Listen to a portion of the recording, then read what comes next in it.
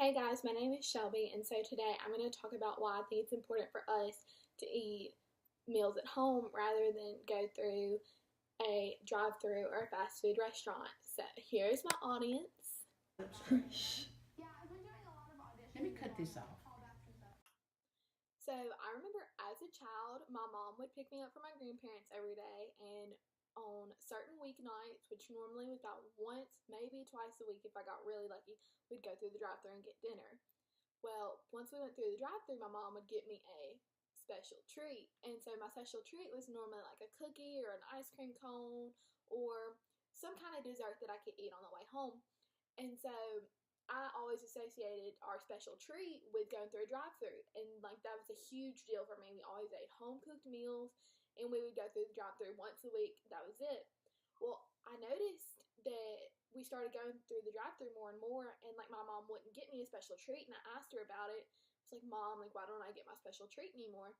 And she said, well, you don't get a special treat every time we go through the drive-through. It was like a special treat because we only went once or twice a week, but now since we started going more often, you don't get that. And so I think that's one of the mentalities of the fast food industry is fast food is now seen as a necessity when it should really just be a treat for us, and we shouldn't plan our diet around the fast food industry. That should be seen as a treat, and like that should be one of our cheat day meals.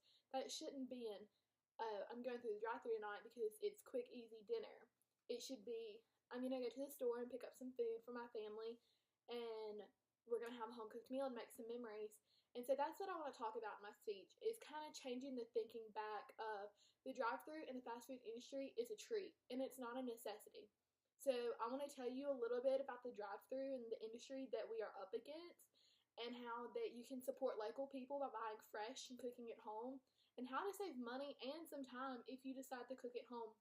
So I think it's important for us to realize what type of an opponent we are up against. So the fast food industry makes $110 billion in a single year just from drive-through restaurants alone. Every day, 50 million people are served at a fast food restaurant.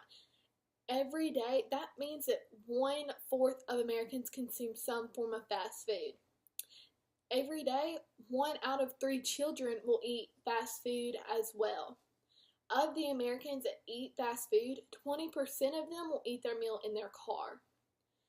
Children also will see 3 to 5 ads daily for some type of fast food restaurant. This means that every day kids are choosing to go eat at the fast food restaurant where they saw the ad rather than going to get fresh fruits and vegetables from their local supermarket with their parents. Louisiana is currently in the top 10 of the highest fast food consumed by state. This makes sense because Louisiana residents spend 54% of their restaurant monthly budget on fast food alone. That leaves 46% of their budget to spend on food for the grocery store. I think this number should be significantly decreased for our state specifically, as well as other states. And also, 37% of our daily calories come from one fast food meal alone. That is an extremely high amount of fast food calories in one meal alone. Louisiana is also in the top 5 for obesity, heart disease, and diabetes. And this comes from the amount of fast food that we consume as a state. Now that we have talked about the fast food industry and what kind of opponent we're up against, it's kind of time to think of what kind of solutions are there to the problems. So, we can start by cutting out fast food. Maybe only cut it down to once or twice a week if you eat it regularly. And by this, if you eat it 7 days a week, maybe you only cut down to getting it 3 or 4 times a week. I think this is something that's very dependent upon where you are and how much fast food you consume. If you don't consume fast food at all, that's great. That is absolutely fantastic that you don't consume fast food. But maybe sometimes consider treating yourself and going through the fast food line and getting just, I guess, kind of a cheat meal. Also, so one of the solutions that I've recently found out is you can go to your farmer's market or your local market. It depends on what your town has. I know that Ruston has a farmer's market.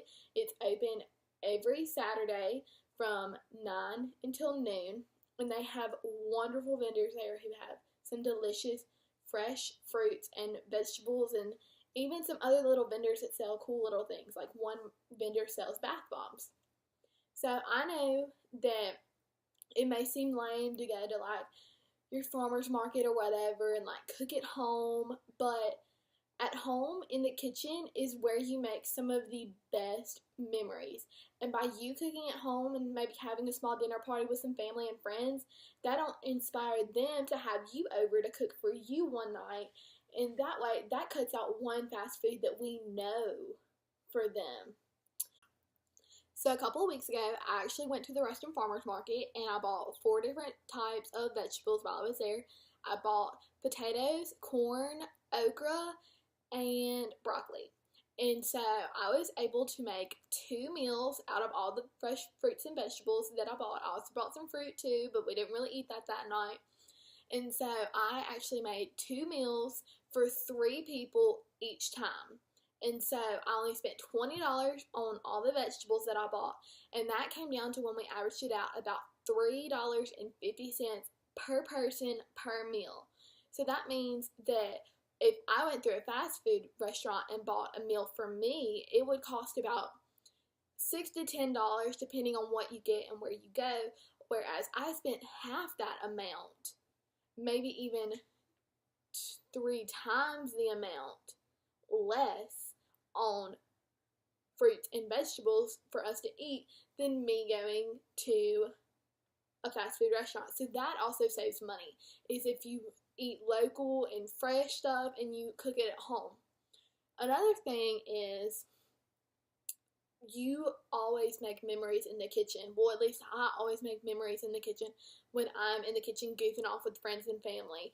And so that's kind of how I learned to cook when I was younger, was just my mom and my dad would be in the kitchen just goofing off, and I would be in there watching and helping, and naturally I made more of a mess and actually helped, but they were always okay with that.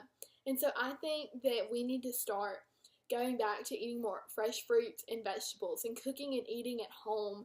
That way we make some more memories, rather than like when I was younger, my mom always took us through the drive-thru and we always ate out. You can say I used to goof off in the kitchen while my parents were cooking, and we would have great home-cooked meals.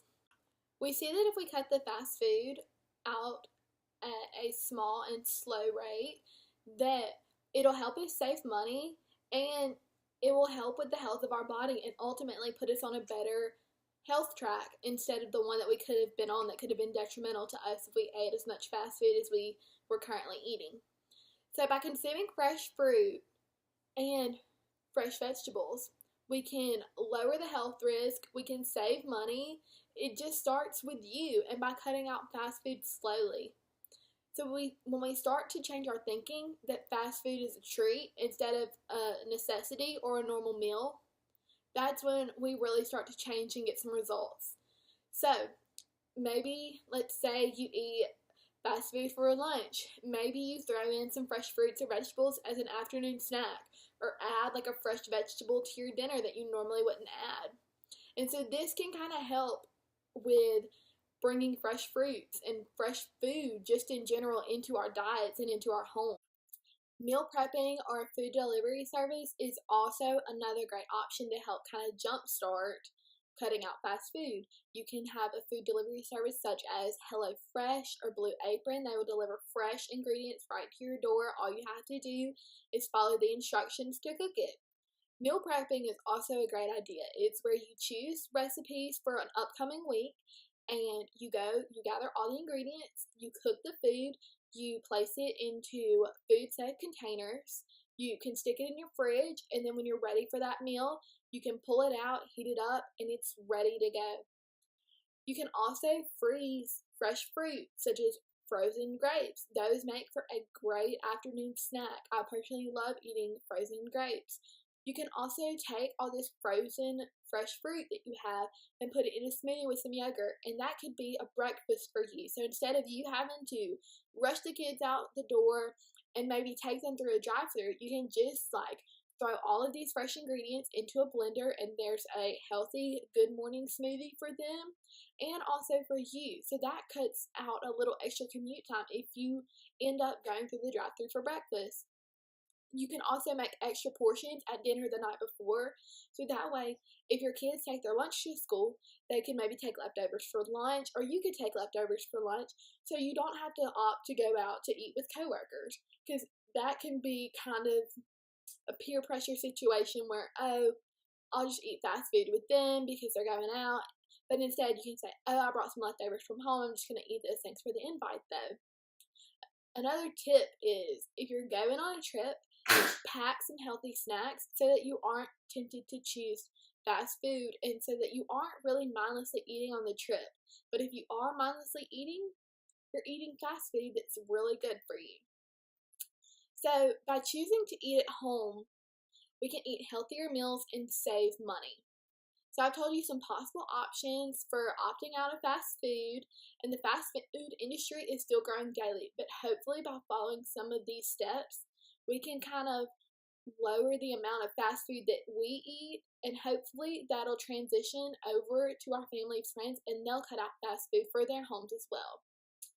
And I know that it's so easy to go to a fast food restaurant instead of cooking, but I encourage you to cook at home with friends and family and make some great memories rather than going through a drive-thru. So fast food is such a staple in diet nowadays that it's kind of scary. But I hope that we can be the generation to change that and go back to home-cooked meals rather than just going through the drive-thru and mindlessly eating.